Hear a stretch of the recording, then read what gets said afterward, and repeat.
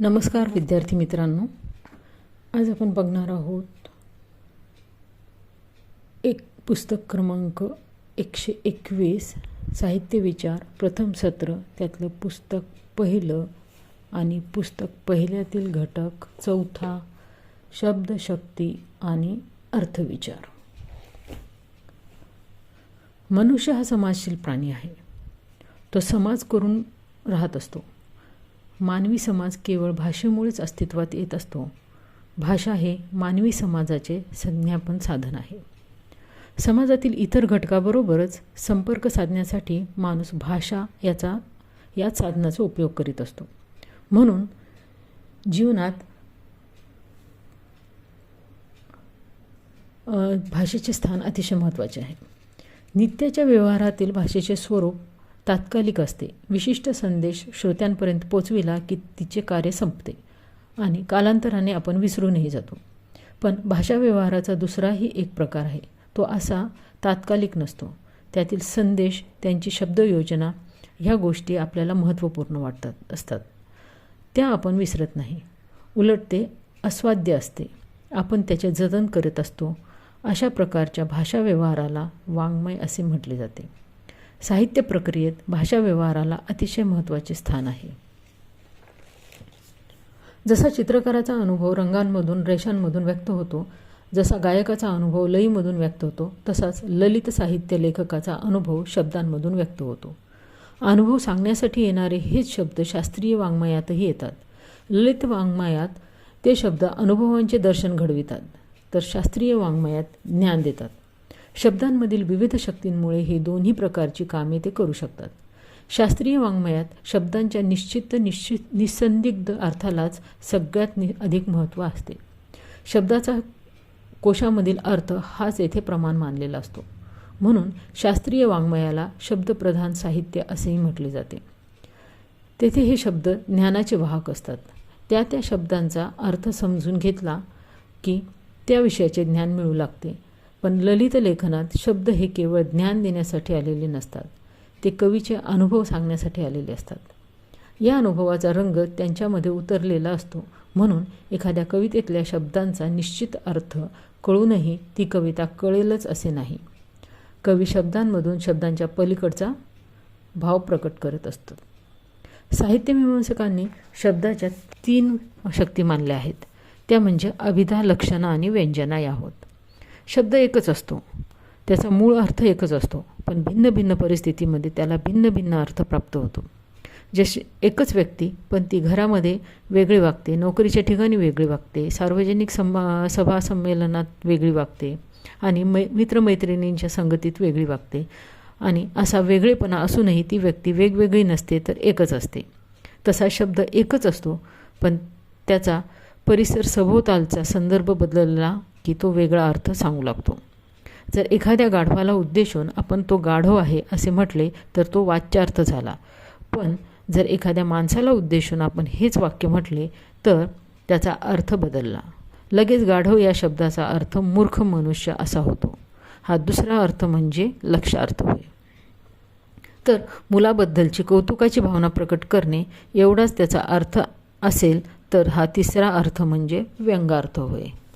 शब्द म्हणजे पदार्थाचे प्रतीक असते. तर आता बघूया अभिधा, वाच्यार्थ.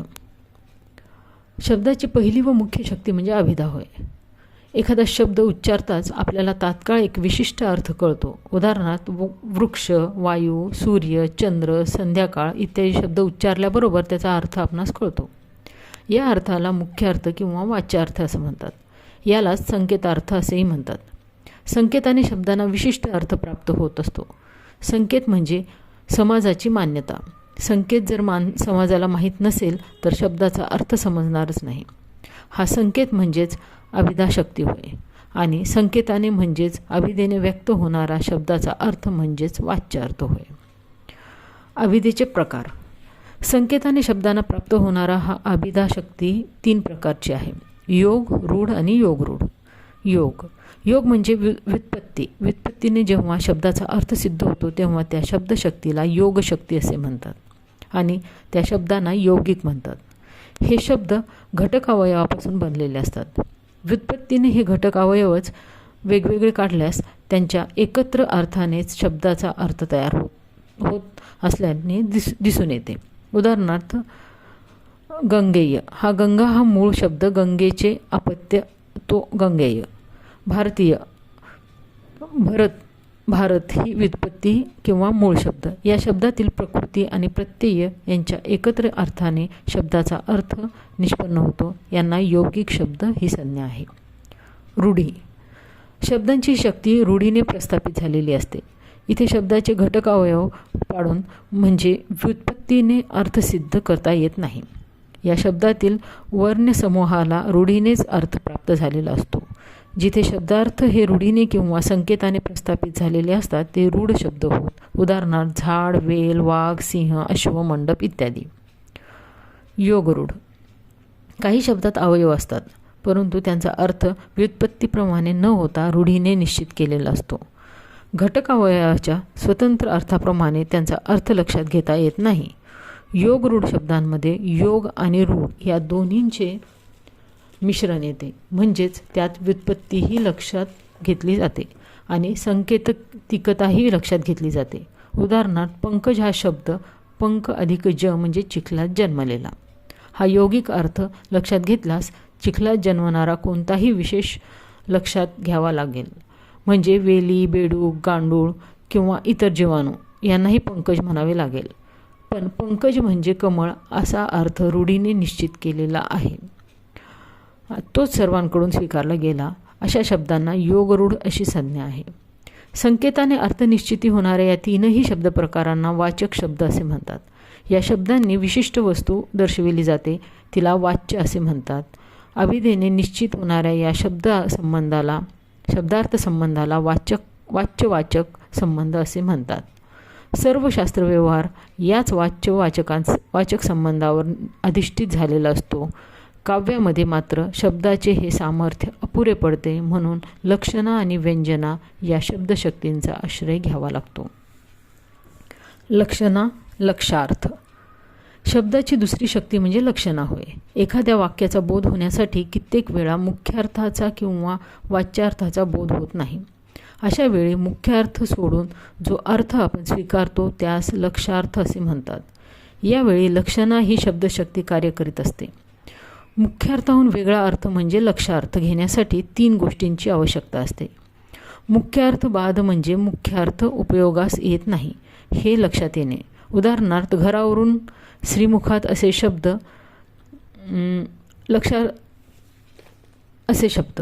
लक्षार्थाचा मुख्य अर्थाशी संबंध असावा लागतो. उदाहरणार्थ घरावरून म्हणजे घराजवळून, यात घर हे केंद्र आहे. तसेच श्रीमुखात म्हणजे थोबाडीत, यात माणसाचे तोंड वा मुख हे केंद्र कायम राहिलेले आहे. यातून मुख्यार्थ आणि त्यातून संभावणारा अर्थ यातील संबंध निकटचा राखला गेला पाहिजे. रूढी अथवा प्रयोजन म्हणजेच काहीतरी हेतू असल्याशिवाय लक्षणेचा वापर होत नाही. म्हणून लक्षार्थ मागे नेहमीच प्रयोजन असते. श्रीमुखात म्हणताना उपहास करण्याचा हेतू असतो. कित्येक वेळा हेतू व प्रयोजन रूढीमुळे नाहीसा होतो.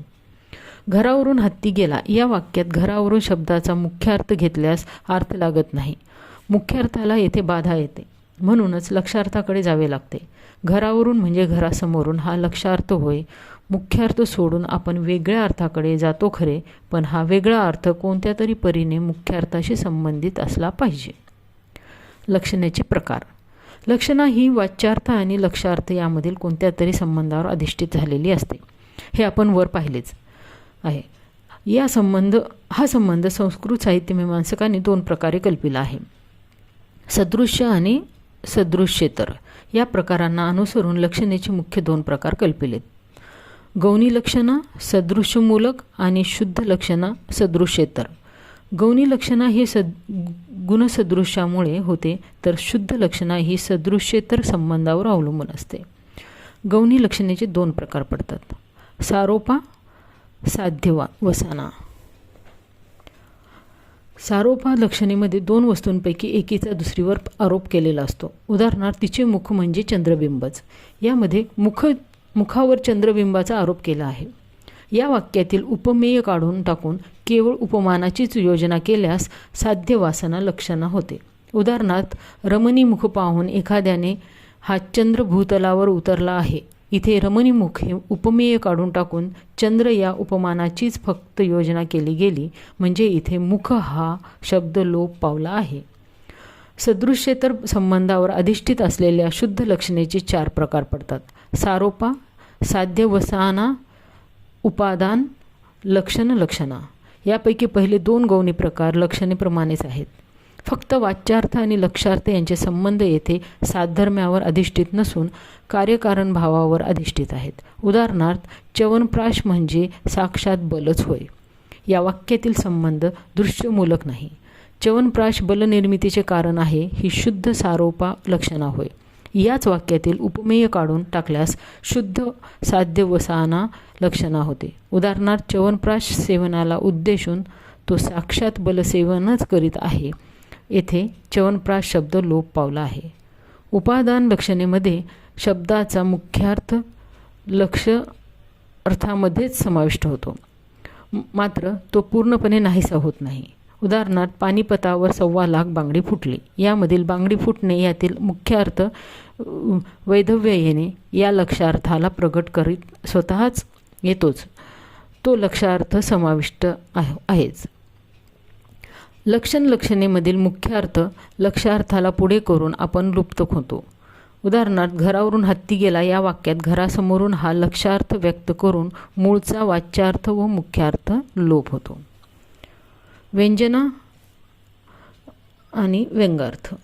व्यवहारात किंवा शास्त्रात अभिधा व लक्षणा या 2 शक्तींचा उपयोग पुरेसा होतो, पण शब्दार्थाच्या वक्र व्यापाराचीच जेथे केवळ आवश्यकता असते अशा काव्य व ललित साहित्य निर्मितीत या दोन्ही शक्ती कमी पडतात. तिथे या दोन्ही शक्तींच्या पलीकडे अर्थ लावण्याची आवश्यकता असते. हा व्यंगार्थ होय. तो व्यंजना या शक्तीमुळेच प्राप्त होतो.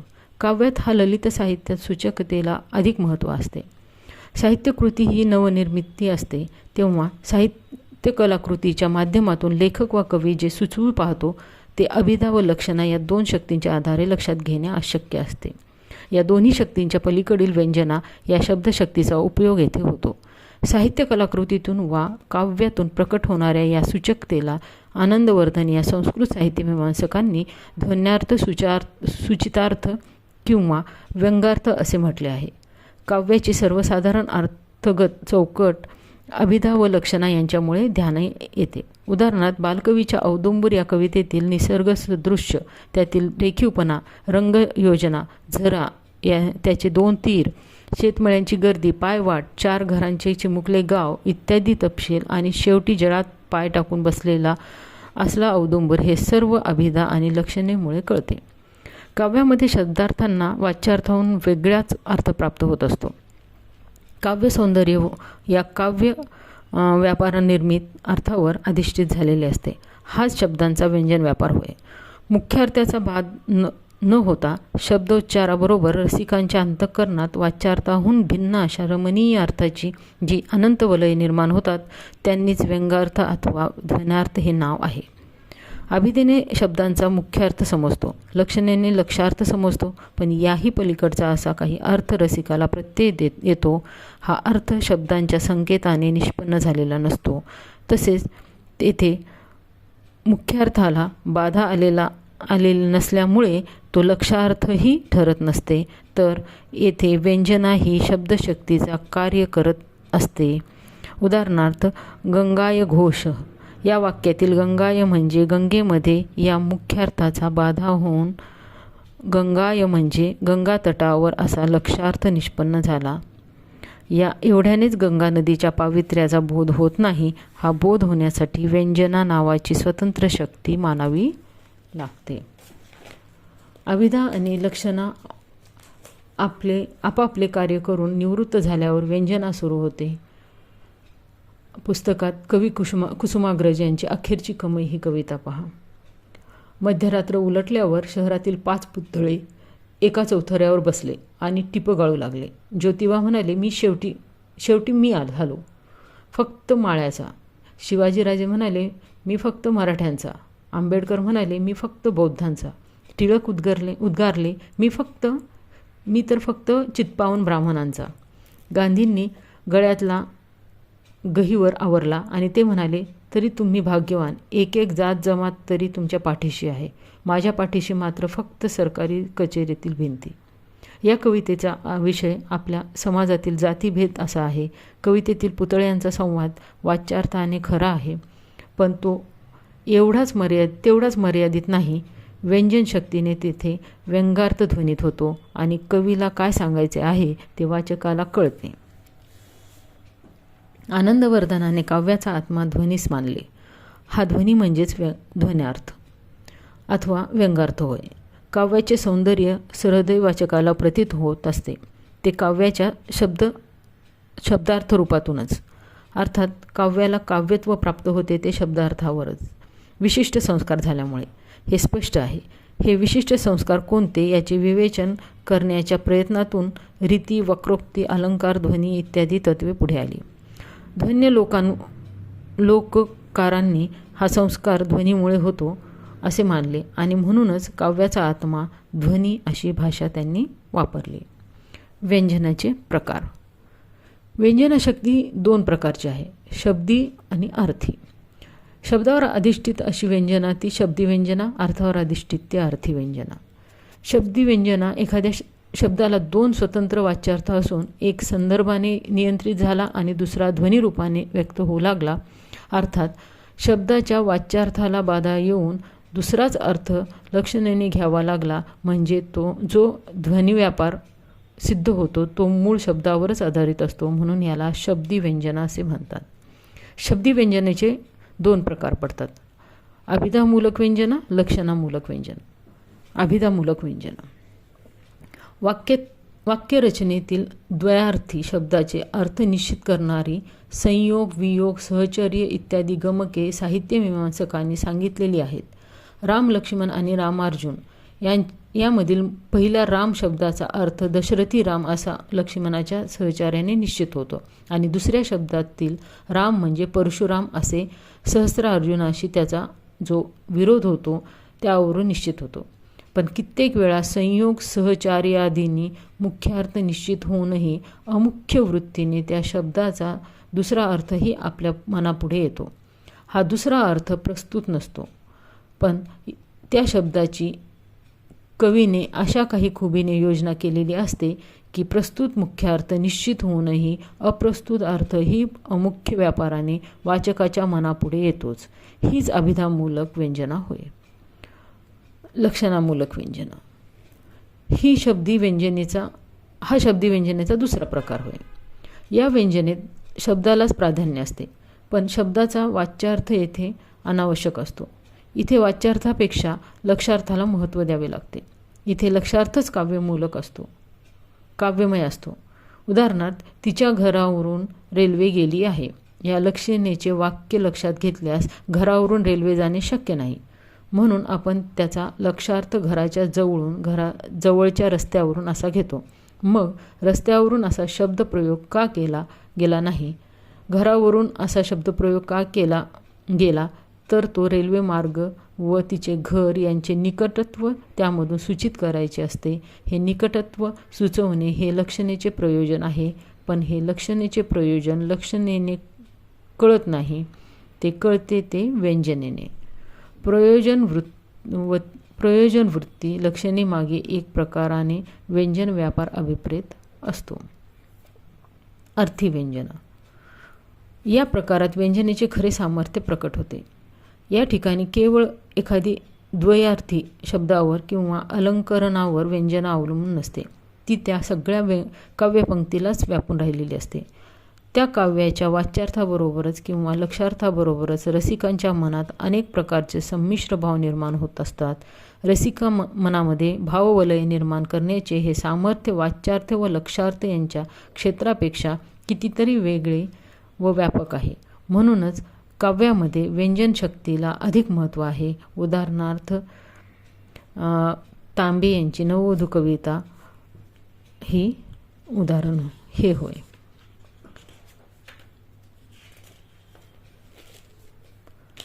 वस्तुध्वनी.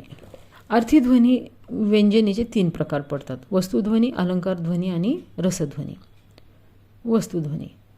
वाच्यार्थातून व्यक्त होणारा व्यंगार्थ जेव्हा एखाद्या वस्तूचा किंवा कल्पनेचा आविष्कार करीत असतो तेव्हा वस्तुध्वनी होते. उदाहरणार्थ, सूर्य अस्ताला गेला या वाक्यामधून ते वाक्य उच्चारणाऱ्या विशिष्ट व्यक्तीला अनुसरून वाचकाला जे वेगवेगळे अर्थ जाणवतात ते केवळ वस्तुरूप असतात, म्हणून वस्तुध्वनी संभवते. सूर्य अस्ताला गेला या वाक्यात हे वाक्य प्रेयसीने उच्चारले असेल तर प्रियकराला भेटण्याची वेळ झाली हा अर्थ त्यामधून व्यक्त होतो. आईवडिलांनी संध्याकाळी फिरायला नेण्याचे आश्वासन दिलेल्या एखाद्या लहान मुलाने हे वाक्य उच्चारले असेल तर आता फिरायला जाण्याची वेळ झाली हा त्याच्या मनातील आनंद त्यातून व्यक्त होईल. एखाद्या कार्यालयात नोकरी करणाऱ्या स्त्रीने उच्चारले असेल तर तिच्या मनातील घराची ओढ त्या वाक्यातून व्यक्त होईल. अशा प्रकारे एका वाक्यातून अनेक अर्थ सूचित होतात. अलंकार ध्वनी. व्यंगार्थ जेव्हा एखाद्या अलंकाराच्या रूपाने व्यक्त होतो तेव्हा अलंकार ध्वनी होतो. अर्थात यातील अलंकार स्पष्ट नसून सूचित असतात. उदाहरणार्थ, तरुणीच्या रूपाकडे पाहून एखादा तरुण म्हणतो, राहूकडून त्रास होण्याची भीती नाही, कलंकाचा संबंध नाही, फिकटपणा नाही. हे सुंदरी, तुझ्या मुखाची शोभा नित्य आणि सर्वत्र वाढतच चाललेली आहे. येथे उपमान जो चंद्र त्याचा उल्लेख नाही, पण राहू आणि कलंक इत्यादींनी चंद्राची सूचना मिळते. उपमेयाचे श्रेष्ठत्व वर्णिले असल्याने व्यतिरेक ध्वनी होतो. यातून व्यतिरेक अलंकार सूचित होतो. रसध्वनी. वस्तुध्वनी आणि अलंकार ध्वनी हे दोन्ही प्रकार लौकिक आहेत, कारण त्यातील भावार्थ शब्दांनी वाच्य होऊ शकतो. उलट रसध्वनी हा शब्दाने वाच्य होत नाही. त्याचे आकलन होण्यास रसिकाजवळ प्रतिभा असायलाच पाहिजे. रसध्वनी काव्याचा प्राण मानले गेले. रस म्हणजे आजच्या भाषेत काव्याचे व ललित साहित्याचे लालित्य, सौंदर्य, कलागुण होय. काव्यात रसध्वनीला विशेष महत्त्व आहे. उदाहरणार्थ, पार्वतीला मागणी घालण्यासाठी शंकराकडून ऋषी हिमालयाकडे आले असता पार्वती पित्याशेजारी उभी होती. ऋषीने पार्वती शंकराकरिता मागणी घातली असता पित्याच्या बाजूला उभी असणाऱ्या पार्वतीने आपल्या हातातील कमळाच्या पाकळ्या मोजायला सुरुवात केली. पार्वती कमळाच्या पाकळ्या मोजू लागली. या वाक्याचा अर्थ वाच्यार्थाने लक्षात घेणे अशक्य आहे. वाच्यार्थाने पार्वतीच्या अंतःकरणातील मर्म कदापि लक्षात येत नाही. पार्वतीच्या अंतःकरणात उद्भवलेल्या लज्जा, आनंद इत्यादी भावना या केवळ अनुभूतिगम्य आहेत. याचा प्रत्यय व्यंगार्थाशिवाय घेता येत नाही.